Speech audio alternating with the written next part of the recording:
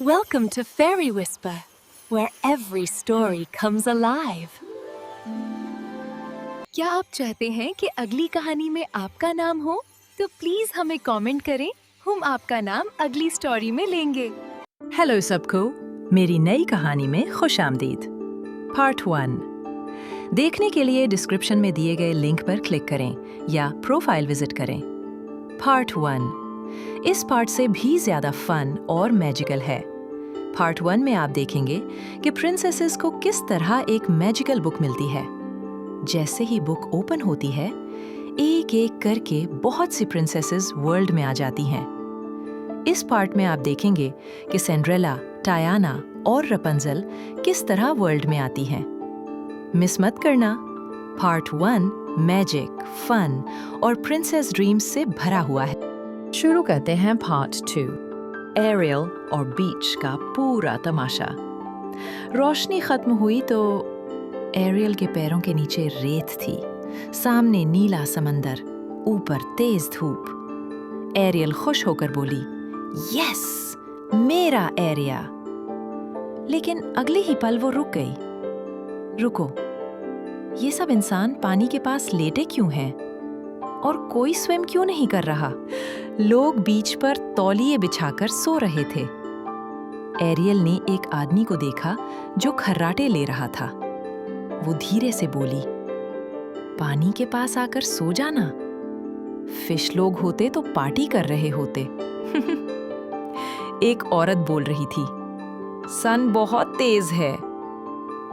Aerial ने आसमान की तरफ देखकर कहा, सन, ये तो मेरा नाइट लैंप है। एक बच्चा चिल्ला रहा था, आइसक्रीम गिर गई। एरियल बोली, समुंदर सामने है और तुम आइसक्रीम पे रो रहे हो। दो लोग बात कर रहे थे। वेव्स ज्यादा हैं। एरियल हंसकर बोली, वेव्स नहीं होंगी तो बीच किस बात का? वो समंदर की तरफ देखकर कहती है, क्लीन अप का काम कौन करता है यहाँ? मुझे तो कोई ड्यूटी लिस्ट नहीं मिली। रोशनी दोबारा चमकी।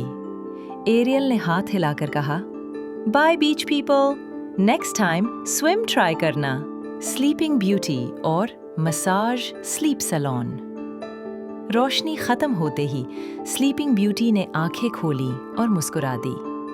नरम म्यूजिक, हल्की खुशबू, मध्यम रोशनी और हर तरफ लोग आंखें बंद किए लेटे हुए। वह खुशी से बोली, ओह वाह, ये जगह तो मेरे सपनों की जगह है। एक आदमी कह रहा था, मुझे 10 मिनट में नींद आ गई। स्लीपिंग ब्यूटी बोली, सिर्फ 10 मिनट? मैं तो 100 साल में भी रेडी नहीं होती।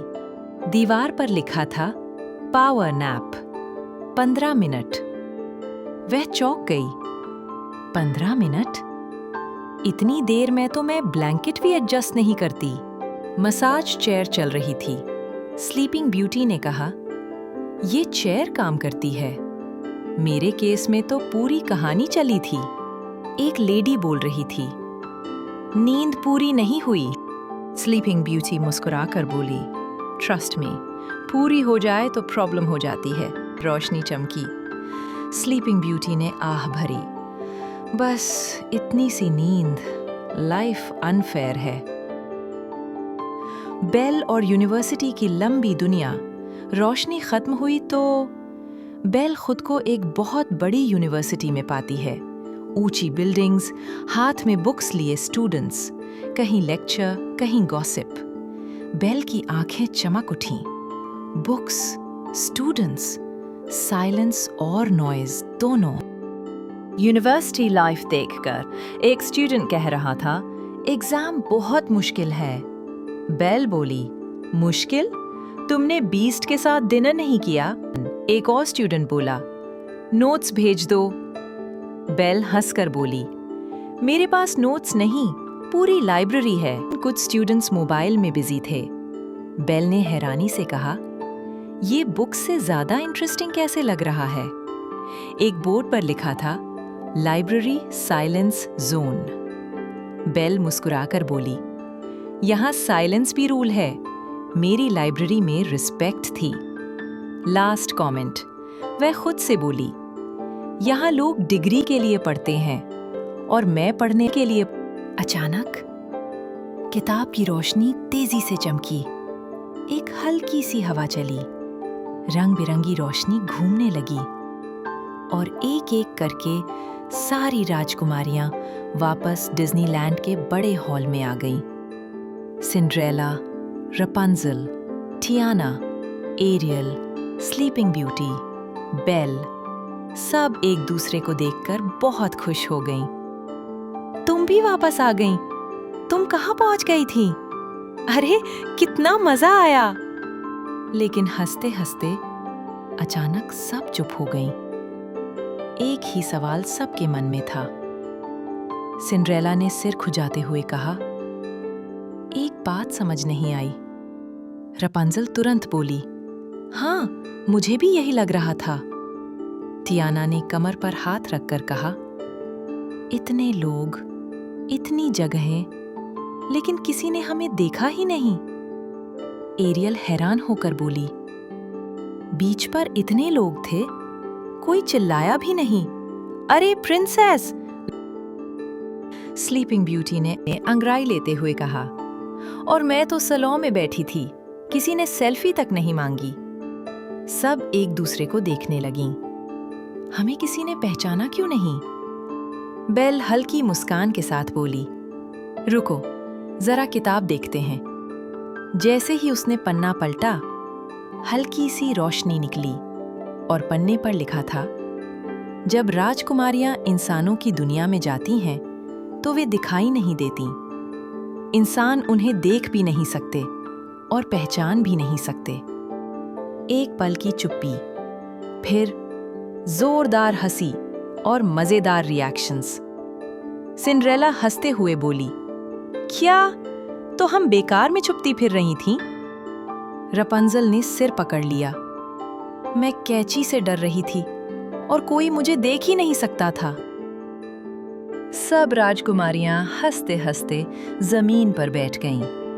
सिंड्रेला ने आंसू पोंछते हुए कहा, नेक्स्ट टाइम मैं छुपूंगी ही नहीं। रपूंजेल बोली, नेक्स्ट एडवेंचर में मैं सलों के बीच में खड़ी हो जाऊंगी। टियाना ने कहा, मैं सीधे किचन संभाल लूंगी। एरियल ने हाथ हिलाया, मैं बीच की क्वीन बन जाऊंगी। स्लीपिंग ब्यूटी मुस्कुराकर बोली, मैं सलों में ही सो जाऊंगी। सबकी हंसी पूरे डिज्नीलैंड में गूंजने लगी। किताब धीरे धीरे बंद हो गई और उस पर सुनहरे अक्षर चमके, जो हंसी बांट ले वही असली जादू है। और इस तरह ये जादुई सफर हंसी, खुशी और यादगार पलों के साथ खत्म हुआ। अगर आपको आज की स्टोरी पसंद आई है तो चैनल को सब्सक्राइब जरूर करें। नेक्स्ट स्टोरी में सिर्फ उसी का नाम इंक्लूड किया जाएगा जो चैनल को सब्सक्राइब करेगा, लाइक करेगा और कमेंट करेगा। Meet you in the next story. मुझे एक वीडियो बनाने में बहुत दिन लग जाते हैं और आपको सब्सक्राइब करने में सिर्फ 1 सेकंड लगता है। प्लीज सब्सक्राइब कर दो, प्लीज।